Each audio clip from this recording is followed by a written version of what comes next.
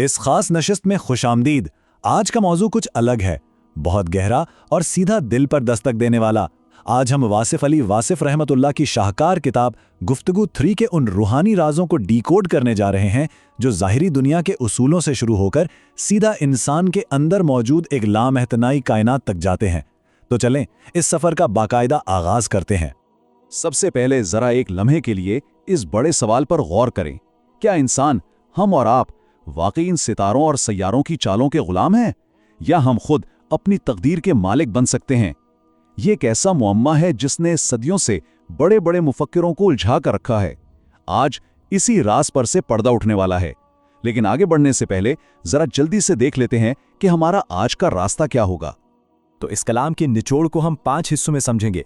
इल्म एक अंदरूनी कैफियत के तौर पर, फिर शरीयत की रूह क्या है, एक मजजूब का मकाम, सितारों पर हुक्मरानी का तसव्वुर और आखिर में कातिब तकदीर। बात शुरू करते हैं हमारे पहले हिस्से से, यानी इल्म एक अंदरूनी कैफियत के तौर पर। यह हिस्सा हमारे उन तमाम रिवायती ख्यालात को बिल्कुल हिला कर रख देता है जो हमने पढ़े लिखे होने के बारे में बना रखे हैं। यहाँ एक बहुत ही ज़बरदस्त किस्म का तकाबुल हमारे सामने आता है। देखें, एक तरफ तो वो किताबी इल्म है ना, जो हमें स्कूलों, कॉलेजों और यूनिवर्सिटियों से मिलता है, जिसे आप महज मालूमात या डेटा कह लें, और दूसरी तरफ है इल्म हकीकी। सोर्स टेक्स्ट इस इल्म को कोई डिग्री नहीं मानता, बल्कि इसे एक खास कैफियत कहता है, एक ऐसी हालत जो ऊपर से अता होती है। मतलब अगर दिल में वो कैफियत नहीं उतरी तो वो असल इल्म है ही नहीं। इस बात को साबित करने के लिए कमाल की मंतिक पेश की गई है। जरा सोचें, जिस इंसान ने इस दुनिया में सबसे पहली बार जड़ी बूटियों के फायदे दरियाफ्त किए होंगे, जाहिर है उसने वो सब किसी किताब से तो नहीं पढ़ा था। उस वक्त तो किताबों का वजूद ही नहीं था। तो फिर वो इल्म आया कहाँ से? जाहिर है वो इल्म उसके कल्ब पर बराह रास्त वदियत किया गया था। है ना कमाल की बात? और बिल्कुल इसी तसव्वुर को तसव्वुफ की ज़बान में इल्म लद्युनी कहते हैं, यानी एक ऐसा इल्म जो किसी दुनियावी मदरसे या उस्ताद का मोहताज नहीं, बल्कि सीधा अल्लाह की तरफ से इंसान के दिल पर उतरता है। ये इल्म सिर्फ दिमाग को नहीं बढ़ता, बल्कि इंसान को अंदर से बदल कर रख देता है, उसे साहिबे हाल बना देता है। चलें अब दूसरे हिस्से की तरफ बढ़ते हैं, शरीयत की रूह। यहाँ से ज़ाहिरी कानून और बातनी हालत का असल ताल्लुक समझ आना शुरू होता है। अब यहाँ सबसे अहम सवाल ये पैदा होता है कि आखिर ये तरीक़त है क्या? तरीक़त असल में कोई अलग से बना हुआ कानून नहीं है, बल्कि ये इंसान के अंदर की वो रूहानियत है, वो इश्क है जो मज़हब के ज़ाहिरी अहकामात यानी शरीयत के अंदर एक जिंदा धड़कती हुई रूह बनकर दौड़ता है। और यही वजह है कि ये वाज़े किया गया है कि तरीक़त की रूह के बगैर शरीयत का ज़ाहिरी ढांचा नामुकम्मल रह जाता है। ज़रा गौर करें, किताब इस बात पर जोर देती है कि महज जिस्मानी इबादात उस वक्त तक अपना पूरा असर नहीं दिखाती जब तक उनमें अंदरूनी लगन और सच्ची मोहब्बत शामिल ना हो। इश्क के बगैर ज़ाब्ता तो शायद रह जाए, लेकिन उसकी तासीर ख़त्म हो जाती है। इसी बात को समझाने के लिए उलमा और फ़ुक़रा के दरमियान एक बहुत ही दिलचस्प फ़र्क रखा गया है। उलमा के पास दरअसल शरीयत का बयान है, यानी ज़ाहिरी ज़ाब्ता और कानून, लेकिन फ़ुक़रा या जो दरवेश लोग होते हैं, उनके पास वो कैफियत होती है जो इस कानून की असल रूह है। और सच्ची बात तो ये है कि दीन की मुकम्मल और खूबसूरत तस्वीर इन दोनों के मिलने से ही बनती है। और इसे इश्क की बात करते करते हम अपने तीसरे हिस्से पर आ जाते हैं, यानी एक मजजूब का मकाम। जब ये रूहानी मोहब्बत अपनी इंतहा को छूती है तो क्या होता है? खुद से ज़रा ये सवाल पूछें, क्या होता है जब कोई इंसान इश्क इलाही में पूरी तरह 100% गर्क हो जाए? जब वो मोहब्बत इस कदर तूफ़ानी हो जाए कि इंसान को अपनी ज़ात, अपने होने का ही होश ना रहे। बस यहीं से, इसी मकाम से वो तसव्वुर जन्म लेता है जिसे हम मजजूबियत कहते हैं। यहाँ सरे मलंग यानी एक मलंग के राज को बहुत खूबसूरती से बयान किया गया है। देखिए, मलंग कोई अलग सी मखलूक या कैटेगरी नहीं है, बल्कि ये मजजूबियत की वो खालिस हालत है जहाँ इंसान मोहब्बत के समंदर में इतना गहरा उतर चुका होता है कि उसकी अपनी ज़ात की, अपनी मैं की कोई अलग शनाख्त बचती ही नहीं है। इस मुकाम पर पहुंचकर क्या होता है? इंसान का अपना ज़ाती इरादा बिल्कुल ख़त्म हो जाता है। दुनिया के बनाए हुए ज़ाब्ते, रस्म व रिवाज उस पर लागू ही नहीं होते, क्योंकि वो इन सब से बहुत आगे निकल चुका होता है। मुसन्निफ ने इसकी क्या शानदार मिसाल दी है कि मजजूब बिल्कुल उस पानी के कतरे की तरह है जो जब समंदर में गिरता है तो अपनी अलग पहचान मुकम्मल तौर पर खोकर खुद समंदर का ही हिस्सा बन जाता है। इस दुनियावी बेनियाजी को समझने के बाद अब हम चौथे हिस्से में एक और ही सतह पर चलते हैं, सितारों पर हुक्मरानी, یعنی کائنات کے ساتھ انسان کا اصل رشتہ۔ عام طور پر ہم علم نجوم یا علم جفر کے بارے میں کیا سوچتے ہیں؟ کچھ ریاضیاتی حساب کتاب ہے نا، لیکن یہاں ایک بالکل مختلف اور گہرا زاویہ پیش کیا گیا ہے۔ مصنف کہتے ہیں کہ یہ پراسرار علوم صرف کیلکولیٹر پر کیے گئے حساب نہیں ہیں، بلکہ یہ بھی اللہ کی طرف سے دیے گئے خاص تحفے ہیں۔ یہ وہ راز ہیں جو دنیا کے کسی اسکول میں سکھائے نہیں جاتے، بلکہ سچے طلبہ گاروں کو عطا کیے جاتے ہیں۔ اور پھر جو تقابل یہاں ایک عام انسان اور ایک صاحب حال کے درمیان کیا گیا ہے نا، وہ کمال ہے۔ ایک عام انسان ساری زندگی ستاروں کی گردش سے ڈرتا رہتا ہے، یہ سوچ کر کہ شاید یہ ستارے اس کی زندگی کنٹرول کر رہے ہیں۔ لیکن جس نے روحانیت کی منازل طے کر لی ہوں، وہ کائنات سے خوفزدہ نہیں ہوتا۔ وہ اپنے اندر کے ستارے کو جگاتا ہے اور پھر کائنات پر حاوی ہو جاتا ہے۔ پھر کائنات اس پر حکمرانی نہیں کرتی، وہ ستاروں کا رخ موڑ دیتا ہے۔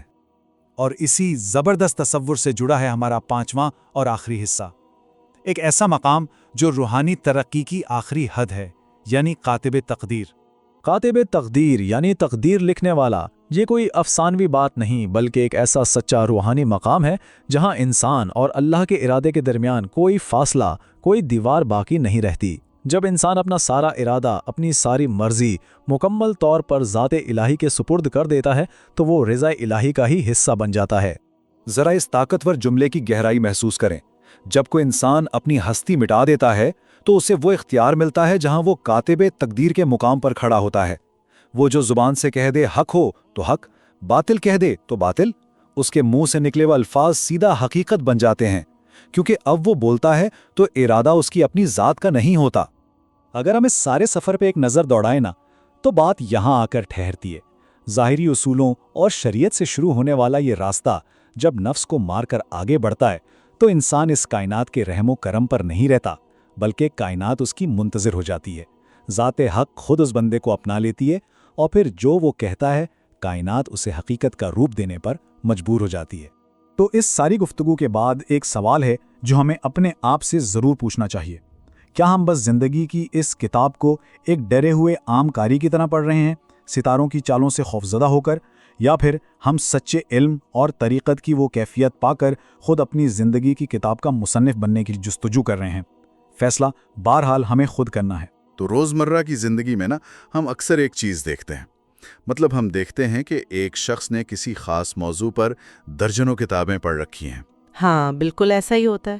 اگر ہم صرف تیراکی کی ہی مثال لے لیں کوئی شخص پانی کے دباؤ کے بارے میں یا ہاتھ پاؤں چلانے کے زاویوں پر اور سانس روکنے کی ٹیکنیکوں پر پوری کی پوری لائبریری چاٹ جائے، صحیح۔ لیکن زندگی میں کبھی پانی کے قریب تک نہ گیا ہو، تو جب وہ پہلی بار کسی گہری جھیل میں چھلانگ لگائے گا تو کیا وہ سارا کتابی علم اسے ڈوبنے سے بچا لے گا؟ ہرگز نہیں بچائے گا۔ مطلب بالکل نہیں بچا سکتا، کیونکہ اس کے پاس پانی کا دباؤ سہنے کی اور لہروں کے ساتھ تیرنے کی وہ عملی کیفیت نہیں ہے جو صرف پانی میں اترنے سے ملتی ہے۔ بالکل، اور یہی وہ بنیادی نقطہ ہے جہاں سے آج کی ہماری بات شروع ہوتی ہے۔ تو آج کے اس تفصیلی جائزے میں سننے والوں کو خوش آمدید کہتا ہوں۔ ہم کچھ ایسے ہی حیران کن تصورات کی گرہ کھولنے جا رہے ہیں۔ ہم ایک ایسے دور میں جی رہے ہیں جہاں ہر شخص کی جیب میں ایک سمارٹ فون ہے اور ہم 24 گھنٹے معلومات کے ایک طوفان سے گزرتے ہیں۔ ہاں، جسے ہم انفارمیشن اوورلوڈ کہتے ہیں۔ بالکل وہی۔ لیکن کیا یہ ساری معلومات، یہ سارا ڈیٹا واقعی علم ہے؟ آج ہم جس ماخذ کا گہرا جائزہ لے رہے ہیں وہ واصف علی واصف کی مشہور کتاب گفتگو 3 کا باب نمبر 7 ہے۔ بہت ہی کمال کا باب ہے یہ۔ واقعی یہ ایک ایسی نشست کا احاطہ کرتا ہے جہاں علم کی اصل حقیقت، تقدیر، ستاروں کے اثرات اور انسان کی اپنی کیفیات پر بڑی بے باک بحث کی گئی ہے۔ اور ہمارا مقصد صرف معلومات دینا نہیں ہے، بلکہ اس فرق کو سمجھنا ہے کہ کیسے کتابی علم اور ایک حقیقی کیفیت کے درمیان زمین آسمان کا فاصلہ ہوتا ہے۔ چلیں پھر اس پر بات کرتے ہیں۔ دیکھیں، یہ تیراکی والی مثال اس موضوع کی بنیاد کو سمجھنے کے لیے بہترین ہے، اور اس جائزے کا سب سے دلفریب پہلو خود واصف علی واصف کی شخصیت کا تضاد ہے۔ تضاد؟ مطلب کس قسم کا تضاد؟ میں تھوڑا سمجھا نہیں اس بات کو۔ میں بتاتی ہوں۔ دیکھیں، وہ کوئی روایتی دنیا سے کٹے ہوئے درویش نہیں تھے۔ وہ اعلیٰ تعلیم یافتہ تھے، انگریزی ادب کے ماہر تھے اور جدید فلسفوں پر ان کی بڑی گہری نظر تھی۔ اچھا، यानी वो पूरी तरह पढ़े लिखे और जदीद दौर के इंसान थे। बिल्कुल, लेकिन जब वो इल्म की तशरीह करते हैं ना, तो वो उस तमाम किताबी तालीम को, उन सारी डिग्रियों को एक बिल्कुल मुख्तलिफ खाने में रख देते हैं। उनके नज़दीक असल इल्म वो है जिसे सूफियाना इस्तिलाह में इल्म लदुनी कहा जाता है। इल्म लदनी यानी जो बराह रास्त मिलता है? हाँ, यानी वो इल्म जो किसी बैरूनी जरिए से नहीं मिलता, बल्कि बराह रास्त अता होता है। वो वाज़े करते हैं कि हकीकी इल्म महज मालूमात का ज़ख़ीरा नहीं है, बल्कि ये दिल की एक कैफियत का नाम है, और जब तक वो कैफियत पैदा ना हो, किताबें सिर्फ एक बोझ है। लेकिन अगर हम इसे आज के तालीमी निज़ाम के ज़ाविये से देखें ना, तो ये बात बड़ी अजीब लगती है। मतलब क्या हम ये कह रहे हैं कि स्कूल और यूनिवर्सिटियां जो कुछ कर रही हैं वो सब बेमानी है? नहीं, वो उसे बेमायनी नहीं कह रहे। क्योंकि हमारे यहाँ तो इल्म का तस्वुर ये है कि एक सिलेबस हो, उस्ताद पढ़ाए, तालिब इल्म याद करे और डिग्री ले ले। तो क्या वासिफ साहब के नज़दीक ये सारा अमल सिरे से गलत है? वो इस अमल को गलत नहीं कह रहे, बल्कि वो उसके हुदूद का तयन कर रहे हैं। देखिए, वासिफ साहब दुनियावी तालीम की अफादियत से हरगिज़ इनकार नहीं करते। वो मानते हैं कि दुनियावी निज़ाम चलाने के लिए और रोज़गार के लिए ये इदारे ज़रूरी हैं। तो फिर मसला कहाँ है? मसला तब होता है जब हम इस सब को हकीकी इल्म समझ लेते हैं। वो मालूमात को इल्म से अलग करते हैं। माखज़ में वो एक बड़ी ज़बरदस्त मिसाल देते हैं जड़ी बूटियों के इल्म की। अरे वाह, जड़ी बूटियों की मिसाल, ये तो वाकई सोचने वाली बात है। बिल्कुल। ज़रा सोचिए, आज हम मेडिकल साइंस में हज़ारों दवाएं इस्तेमाल करते हैं जो पौधों से बनती हैं, लेकिन दुनिया में जिस शख्स ने सबसे पहले किसी जड़ी बूटी के शिफा बख्श खवास दरियाफ्त किए, उसे वो इल्म कहाँ से मिला? उस वक्त तो कोई फार्मेसी या लेबोरेटरी नहीं थी ना? बिल्कुल नहीं थी। कोई एनसाइक्लोपीडिया भी नहीं था। ये बात वाकई इंसान को उलझन में डालती है। आमतौर पर तो हम यही समझते हैं कि शायद इब्तदाई इंसानों ने ट्रायल एंड एरर करके सीखा होगा। हाँ, अक्ल का पहला जवाब यही होता है। मतलब एक बूटी खाई, तबीयत खराब हुई तो छोड़ दी, दूसरी खाई, फायदा हुआ तो याद रख ली, ऐसा ही है ना? लेकिन अगर आप मंतकी तौर पर सोचें तो दुनिया में लाखों अक़साम की जड़ी बूटियां और पौधे हैं। अनगिनत तो जहरीले हैं। सही बात है। अगर इंसान सिर्फ ट्रायल एंड एरर पर इन्हिसार करता ना, तो शायद इंसानी नस्ल दवाएं दरियाफ्त करने से पहले ही जहर खाकर खत्म हो चुकी होती। हाँ, ये तो है। मतलब सारे तजुर्बात तो जानलेवा भी हो सकते थे। बिल्कुल। और कौन सी बूटी किस खास दर्द के लिए है, मसलन सर दर्द के लिए या मैदे के लिए, ये महज तुक्के लगाकर सदियों में भी नहीं सीखा जा सकता। वासिफ साहब यहाँ जिस रूहानी मैकेनिज्म की तरफ इशारा करते हैं वो है वदियत, यानी अता होना। वदियत यानी इल्हाम के जरिए मिलना? जी हाँ। उनके नज़दीक इस पहले इंसान को ये इल्म बराह रास्त फितरत की तरफ से अता हुआ था। उसे ये मालूम इसलिए हुआ क्योंकि वो इल्म उसके अंदर एक एहसास या कैफियत के तौर पर उतरा। तो इसका सीधा सा मतलब है कि असल इल्म की इब्तिदा कभी भी किसी किताब से नहीं हुई। और यही वासिफ साहब का मरकजी नुक्ता है। माखज़ बताता है कि दुनिया में जितने भी बड़े इल्म देने वाले आए, जिनमें अंबिया और औलिया औलिया शामिल हैं, वो किसी यूनिवर्सिटी के ग्रेजुएट तो नहीं थे ना? बिल्कुल सही कहा आपने। उनकी तालीम का मकसद लोगों के दिमागों को फैक्ट्स और फिगर से भरना नहीं था, बल्कि इंसान के अंदर एक हाल पैदा करना था। किताबी इल्म आपको ज़्यादा से ज़्यादा एक आलिम बना देता है जिसके पास दलाइल तो बहुत होते हैं, लेकिन वो कैफियत नहीं होती। बिल्कुल। जबकि हकीकी इल्म इंसान को साहिब हाल बनाता है। अगर आपके पास इल्म है लेकिन दिल में उस इल्म से जुड़ी हमदर्दी या कैफियत नहीं, तो वो इल्म आपके जहन का वबाल बन जाता है। अच्छा, यहाँ से ना एक बहुत ही दिलचस्प मोड़ आता है। मतलब अगर हम ये मान लें कि असल इल्म किताबों के बजाय बराए रास्त अता होता है, तो इंसान की फितरत फौरन उस इल्म की तरफ भागती है जो सबसे ज्यादा पुरस्कार है, यानी मुस्तकबिल का इल्म। बिल्कुल, कल क्या होने वाला है। यही वजह है कि हम देखते हैं लोग इल्म नुजूम और इल्म जफर के पीछे पागल रहते हैं। माखज़ में इस पर भी बात की गई है। हाँ, बहुत तफसील से बात की गई है। तो मेरा सवाल ये है कि अगर ये उलूम वाकई मुस्तकबिल बताते हैं, तो क्या वासिफ साहब इन्हें सच्चा मानते हैं? यहाँ जो बात सबसे ज्यादा हैरानकुन है वो ये है कि हम तवक्को करते हैं एक सूफी दानिश्वर इन उलूम को यकसर मुस्तरद कर देगा। हाँ, आमतौर पर तो यही समझा जाता है कि ये सब झूठ है। लेकिन वासिफ साहब इल्म नुजूम और इल्म जफर की सदाकत से बिल्कुल इनकार नहीं करते। वो कहते हैं कि कायनात में जिस तरह बाकी निज़ाम मौजूद हैं, اسی طرح ستاروں کے اثرات اور عادات کی تاثیر بھی ایک حقیقت ہے۔ ارے واہ، یہ تو واقعی چونکا دینے والی بات ہے۔ لیکن، اور یہ بہت بڑا لیکن ہے، وہ ایک سخت تنبیہ بھی کرتے ہیں۔ وہ فرماتے ہیں کہ یہ علوم بھی سیکھنے سے نہیں آتے، بلکہ یہ عطا ہوتے ہیں۔ اچھا، یعنی آپ کتاب پڑھ کر نجومی نہیں بن سکتے؟ بالکل نہیں۔ جو شخص کتابیں پڑھ کر یا رٹے لگا کر زبردستی عامل بننے کی کوشش کرتا ہے، وہ ایک بہت خطرناک راستے پر چل پڑتا ہے۔ خطرہ مطلب کس قسم کا خطرہ؟ میں تھوڑا سا اس کی گہرائی میں جانا چاہوں گا۔ جی پوچھیں۔ اگر نجوم کی سائنس ایک حقیقت ہے تو اس کے سیکھنے میں کیا برائی ہو سکتی ہے؟ آج کی دنیا میں جہاں ہر شخص غیر یقینی کیفیت کا شکار ہے، معیشت کا برا حال ہے، اگر کسی کو کل کا پتہ چل جائے تو یہ تو فائدہ ہونا چاہیے نا؟ بظاہر ایسا ہی لگتا ہے، لیکن اس کا نقصان نفسیاتی اور روحانی دونوں سطحوں پر ہوتا ہے۔ وہ کیسے؟ واصف صاحب نے اسے بڑی گہرائی سے بیان کیا ہے۔ جب ایک عام انسان زبردستی مستقبل جاننے کی کوشش کرتا ہے نا، تو وہ دراصل خدائی نظام میں غیر فطری مداخلت کر رہا ہوتا ہے۔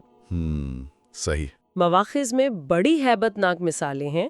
فرمایا گیا ہے کہ جو لوگ جنات کا علم حاصل کرنے کے پیچھے پڑتے ہیں، وہ رفتہ رفتہ خود آدھا جن بن جاتے ہیں۔ آدھا جن؟ باپ رے، یہ تو بہت خوفناک ہے۔ ہاں، ان کے اندر سے انسانیت اور سکون چھن جاتا ہے۔ اسی طرح جو شخص علم نجوم سیکھنے کے چکر میں پڑتا ہے، وہ ہر وقت شکوک و شبہات، وہم اور خوف کا شکار ہو جاتا ہے۔ اس کی اپنی زندگی کا توازن تباہ ہو جاتا ہے۔ یعنی وہ مستقبل کو کنٹرول کرنے کے چکر میں اپنا حال تباہ کر لیتا ہے۔ 100%۔ اور علم جفر کے بارے میں تو واصف صاحب مزید باریک بات کرتے ہیں، جیسے لوگ بسم اللہ کے اعداد 786 نکال لیتے ہیں۔ ہاں، یہ تو ہم سب نے سنا ہوا ہے۔ وہ فرماتے ہیں کہ یہ محض ریاضی کی جمع تفریق نہیں ہے۔ جب تک آپ کو اس بات کا روحانی ادراک نہ ہو کہ کوئی لفظ نمبر میں کیسے تبدیل ہوتا ہے، تب تک اس علم سے کھیلنا خودکشی کے مترادف ہے۔ واقعی؟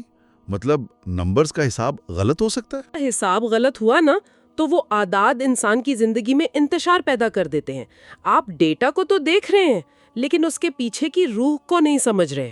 تو پھر یہاں ایک بڑا سوال یہ پیدا ہوتا ہے کہ اگر ستارے واقعی انسان پر اثر انداز ہوتے ہیں تو کیا ہمیشہ ستاروں کے غلام ہیں؟ نہیں، ایسا بالکل نہیں ہے۔ تو کیا ہم ایک ایسی کائنات میں پھنسے ہوئے ہیں جہاں آسمان پر بیٹھے ستارے ہماری ڈوریاں ہلا رہے ہیں؟ دیکھیں، واصف صاحب نے یہاں انسانوں کی 2 قسمیں بیان کی ہیں، اور یہ گفتگو کا شاید سب سے طاقتور نظریہ ہے۔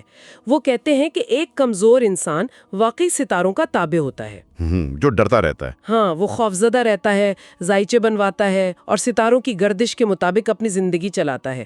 لیکن دوسری طرف وہ شخص ہے جس نے خود کو خالق کے ارادے کے تابع کر دیا ہے، جو اللہ کی رضا پر راضی ہے۔ بالکل۔ تو نتیجہ کیا نکلتا ہے؟ جو شخص ستاروں کے بنانے والے کے ساتھ جڑ جاتا ہے نا، ستارے اس کے محتاج ہو جاتے ہیں۔ ماخوذ میں ایسے انسان کو ماسٹر آف دی پاتھ اور کاتب تقدیر کہا گیا ہے۔ کاتب تقدیر؟ یہ اصطلاح تو تھوڑی بھاری ہے۔ ایسا لگتا ہے جیسے انسان خود خدا بن گیا ہو۔ اس کی ذرا وضاحت کریں گی؟ میں سمجھاتی ہوں۔ یہ کوئی تکبر کی بات نہیں ہے، یہ ارادے کی منتقلی ہے۔ جب انسان اپنی خواہشات کو ختم کر کے اللہ کے ارادے کو اپنا ارادہ بنا لیتا ہے، تو اس کے منہ سے نکلی بات اللہ کی بات بن جاتی ہے۔ اچھا، یعنی اس کا اپنا کوئی ارادہ بچتا ہی نہیں ہے؟ ہاں، وہ کچھ کہتا ہے تو کائنات اس کے مطابق خود کو ڈھال لیتی ہے۔ اور یہاں واصف صاحب ایک انتہائی خوبصورت نقطہ دیتے ہیں کہ آسمان کے ستاروں سے زیادہ اہم انسان کا اپنا مزاج ہے۔ اصل ستارہ انسان کے اپنے اندر ہے۔ کیا بات ہے! یہ بات واقعی دل کو لگتی ہے کہ اپنا ارادہ ختم کر دینا اور خود کو مکمل طور پر خالق کے سپرد کر دینا۔ بالکل۔ لیکن جب کوئی شخص اس کیفیت کی انتہا کو پہنچ جاتا ہے، جہاں اس کا اپنا ارادہ بالکل صفر ہو جائے، تو اس حالت کو کیا کہتے ہیں؟ صوفیانہ روایات میں ہم اکثر سنتے ہیں مجذوب یا ملنگ، تو کیا یہ اسی کیفیت کا نام ہے؟ جی ہاں، اسی کیفیت کو مجذوب کہتے ہیں۔ میں اس کو آج کے دور کی نفسیات سے جوڑنا چاہ رہا تھا۔ کیا یہ کچھ ویسا ہی ہے جسے آج کل فلو سٹیٹ کہتے ہیں؟ Flu state? ہاں، جہاں ایک کھلاڑی یا موسیقار اپنے کام میں اتنا غرق ہو جاتا ہے کہ اسے اپنے ہونے کا احساس ہی نہیں رہتا۔ آپ نے بالکل درست تشبیہ دی ہے۔ یہ فلو سٹیٹ ہی ہے، لیکن یہ اس کی انتہائی اور مستقل شکل ہے۔ مستقل شکل یعنی وہ واپس نہیں آتا اس حالت سے؟ ہاں، واصف صاحب نے واضح کیا کہ مجذوبیت کوئی الگ قبیلہ نہیں ہے، یہ شدت جذب یعنی شدید محبت سے پیدا ہونے والی ایک کیفیت ہے، اور یہ فلو سٹیٹ کی طرح وقتی تجربہ نہیں ہوتا، انسان اس میں مکمل طور پر گم ہو جاتا ہے۔ اچھا، ماخوذ میں اس کیفیت کو سمجھانے کے لیے پانی کے قطرے اور سمندر کی مثال دی گئی ہے۔ مقطرے اور سمندر والی مثال تو ہم نے بہت بار سنی ہے، لیکن اس کا عملی مطلب کیا ہے زندگی میں؟ کیا انسان واقعی اپنی ذات کھو دیتا ہے؟ عملی مطلب یہی ہے کہ جس طرح آپ سمندر میں گرے قطرے کو پہچان نہیں سکتے، مجذوب محبت کے سمندر میں اپنی انا اور ذات کھو دیتا ہے۔ بس اوقات اسے اپنا نام اور حیران کن طور پر محبوب کا نام بھی یاد نہیں رہتا۔ محبوب کا نام بھی بھول جاتا ہے؟ یہ تو واقعی عجیب ہے۔ بالکل، اس کے پاس کوئی جواز نہیں ہوتا، وہ دنیا کے تمام سماجی ضابطوں سے باہر نکل جاتا ہے کیونکہ اس کا اپنا کوئی ارادہ بچا ہی نہیں ہوتا۔ یہاں آ کر نا میرا دماغ تھوڑا بغاوت کر رہا ہے۔ وہ کیوں؟ مطلب ایک عام انسان جو روزمرہ کی زندگی گزار رہا ہے، نوکری کر رہا ہے، خاندان چلا رہا ہے، وہ تو مجذوب نہیں بن سکتا نا؟ ہاں، اور نہ ہی اسے بننا چاہیے۔ تو پھر ایک طرف ہماری عقل ہے جسے ہم تفکر یا سوچ بچار کہتے ہیں، جو مسائل حل کرتی ہے۔ دوسری طرف وہ حالت ہے جہاں عقل چھوڑ کر اندھا یقین کر لیا ہے۔ ایک باشعور انسان اس نازک لکیر پر توازن کیسے قائم رکھے؟ اس سے ایک بہت اہم سوال جنم لیتا ہے، اور یہ وہ مخمصہ ہے جس کا شکار آج کا جدید انسان سب سے زیادہ ہے۔ بالکل، ہم ہر چیز کو منطق پر تولتے ہیں نا؟ واصف صاحب اس تصادم کو بڑی گہرائی سے سلجھاتے ہیں۔ وہ بتاتے ہیں کہ تفکر یعنی انسان کی اپنی عقل کی ایک حد ہے۔ تفکر دراصل آپ کے اپنے مشاہدات کی پیداوار ہے۔ صحیح۔ لیکن زندگی میں جب کوئی بہت بڑا حادثہ ہوتا ہے نا، مثلاً کوئی اچانک موت آ جاتی ہے جس کی کوئی منطق نہیں بنتی، وہاں انسان کا تفکر ٹوٹ جاتا ہے۔ ہاں، کیونکہ عقل تو جواب مانگتی ہے، اور جب اسے جواب نہیں ملتا تو وہ بغاوت پر اکسا دیتی ہے اور انسان ڈپریشن میں گر جاتا ہے۔ تو پھر انسان کو ٹوٹنے سے کیا چیز بچاتی ہے؟ اس سے ٹوٹنے سے بچانے والی واحد شے یقین ہے۔ یقین؟ ہاں، واصف صاحب کے مطابق یقین وہ ہے جو انبیاء کے ذریعے دل میں اترتا ہے۔ یقین اندھا نہیں ہوتا، بلکہ یہ عقل کی حد ختم ہونے کے بعد شروع ہوتا ہے۔ تفکر صدمے سے بکھر جاتا ہے، لیکن یقین کسی بھی طوفان میں ثابت قدم رہتا ہے۔ یعنی یقین انسان کو گرنے نہیں دیتا۔ بالکل، وہ سمجھاتا ہے کہ جو کچھ ہوا وہ اس ذات کی طرف سے ہے جو مجھ سے بہتر جانتی ہے۔ واصف صاحب وارننگ دیتے ہیں کہ اگر تفکر کے ساتھ یقین شامل نہ ہو نا، تو یہ انسان کو پاگل پن کے کنارے لا کھڑا کرتا ہے۔ اس کا مطلب ہے کہ یقین ایک لنگر کی طرح ہے جو ہمیں عقل کے طوفانوں میں بہنے سے روکتا ہے۔ 100% درست بات ہے۔ لیکن اچھا، اس یقین کو عملی زندگی میں لایا کیسے جائے؟ آج کل نا ایک بہت بڑا ٹرینڈ چل پڑا ہے۔ لوگ کہتے ہیں کہ ہم روحانی تو ہیں، یعنی اسپریچول ہیں، لیکن ہم مذہبی نہیں ہیں۔ ہاں، یہ جملہ تو بہت سننے کو ملتا ہے آج کل۔ وہ چاہتے ہیں کہ انہیں اندرونی سکون اور طریقت تو مل جائے، لیکن انہیں شریعت کے ان ظاہری ضابطوں کی پابندی نہ کرنی پڑے۔ تو ماخذ اس بارے میں کیا کہتا ہے؟ اگر ہم اس بات کو وسیع تر تناظر میں دیکھیں نا، تو واصف صاحب نے اس الجھن کو بہت خوبصورتی سے صاف کیا ہے۔ کیسے؟ وہ بتاتے ہیں کہ یہ شریعت اور طریقت کی جو بحث ہے، یہ دراصل جسم اور روح کی بحث ہے۔ شریعت دین کا مکمل نظام ہے، یہ وہ ظاہری ڈھانچہ ہے جو انسان کو ڈسپلن سکھاتا ہے، اور طریقت اس نظام کی روح ہے۔ یعنی روح اور جسم الگ نہیں ہو سکتے؟ بالکل۔ لوگ یہ غلط فہمی پال لیتے ہیں کہ شاید طریقت شریعت کا کوئی شارٹ کٹ ہے، کہ آپ نماز روزے چھوڑ دیں اور سیدھے طریقت کے درجے پر پہنچ جائیں۔ یعنی وہ چاہتے ہیں کہ بغیر سیڑھیاں چڑھے سیدھے چھت پر پہنچ جائیں۔ ہاں بالکل، لیکن یہ ممکن ہی نہیں ہے۔ واصف صاحب واضح کرتے ہیں کہ شریعت پر عمل کیے بغیر طریقے کا دروازہ کھلتا ہی نہیں ہے۔ صحیح۔ ہاں، یہ بھی سچ ہے کہ اگر آپ صرف ظاہری نظام پر عمل کر رہے ہیں اور اندر کیفیت نہیں ہے تو وہ بھی بس ایک خول ہے۔ مثلا نماز کے ارکان ادا کرنا شریعت ہے، لیکن اس کے اندر جو خشوع و خضوع ہے نا، وہ طریقت ہے۔ اور یہاں سے علماء اور فقراء کا فرق بھی واضح ہو جاتا ہے نا؟ بالکل۔ علماء کے ذمے نظام کا بیان ہے، وہ آپ کو قانون سکھاتے ہیں، لیکن فقراء کے ذمے اس قانون کی کیفیت ہے، وہ بتاتے ہیں کہ اس نظام پر چلتے ہوئے اندر سے کیسا محسوس ہونا چاہیے۔ جسم شریعت ہے اور اس میں دھڑکنے والی جان طریقت ہے۔ کیا خوبصورت بات ہے۔ واقعی۔ اور یہ ساری بحث نا علم سے شروع ہو کر ستاروں کی تسخیر، مجذوب کی کیفیت اور پھر شریعت اور طریقت کے سفر سے ہوتی ہوئی ماخذ کے آخر میں ایک ہی حتمی مقام پر پہنچتی ہے، اور وہ مقام عشق رسول ہے۔ بے شک، سب راستے وہیں جاتے ہیں۔ ایسا لگتا ہے جیسے ساری ندیاں اسی سمندر میں گرتی ہیں۔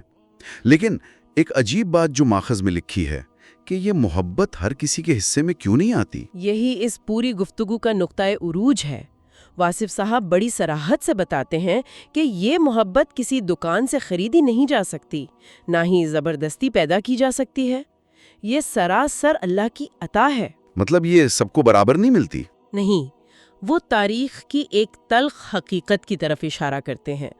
وہ فرماتے ہیں کہ تاریخ میں ایسے لوگ بھی موجود ہیں جنہوں نے حضور پاک کو اپنی آنکھوں سے دیکھا، قریب رہے، لیکن دل اس محبت سے خالی رہے۔ اور اس کے برعکس نا، ایسے لوگ جو صدیوں بعد آئے، جنہوں نے انہیں کبھی نہیں دیکھا، وہ عشق میں فنا ہو گئے۔ یہ ظاہری قربت اور باطنی دوری کا عجیب تضاد ہے نا؟ بالکل، اور یہاں پھر وہی بیان اور کیفیت کا فرق آ جاتا ہے۔ صرف نعت پڑھ لینا یا محبت کا زبانی دعویٰ کر دینا کافی نہیں ہے۔ اصل عشق تو ایک کیفیت ہے جہاں انسان مکمل طور پر خادم بن جاتا ہے۔ چاہے اس کا اپنا ارادہ ختم ہو جاتا ہے۔ جی، اور یہی وہ اصل علم ہے جس کی طرف واصف صاحب ابتدا میں اشارہ کر رہے تھے۔ اس پوری نشست کا نچوڑ واقعی انسان کے اندر تک اتر جانے والا ہے۔ سننے والوں کے لیے آج کے سفر میں ہم نے دیکھا کہ محض کتابیں چاٹ لینے سے انسان صاحب حال نہیں بنتا، کیفیت درکار ہوتی ہے۔ بالکل صحیح کہا آپ نے۔ ہم مستقبل کے خوف میں ستاروں کے غلام بن جاتے ہیں، لیکن اگر اپنا ارادہ خالق کے سپرد کر دیں تو ستارے ہمارے موتی ہو جاتے ہیں، اور طریقت کے بغیر شریعت واقعی ایک بے روح جسم ہے۔ بے شک۔ اب جب کہ ہم اس جائزے کے اختتام پر پہنچ چکے ہیں نا، تو ہم اپنے سننے والوں کو ایک ایسی سوچ کے ساتھ چھوڑے جا رہے ہیں جو واقعی ہمیں گہری سوچ میں مبتلا کر دے گی۔ ذرا غور کیجئے، ہم انسانوں نے دوربینیں بنا لی، ہم خلا میں نکل گئے تاکہ ستاروں کی چال جان سکیں، ہم بیرونی دنیا کا علم اکٹھا کرنے میں لگے رہتے ہیں۔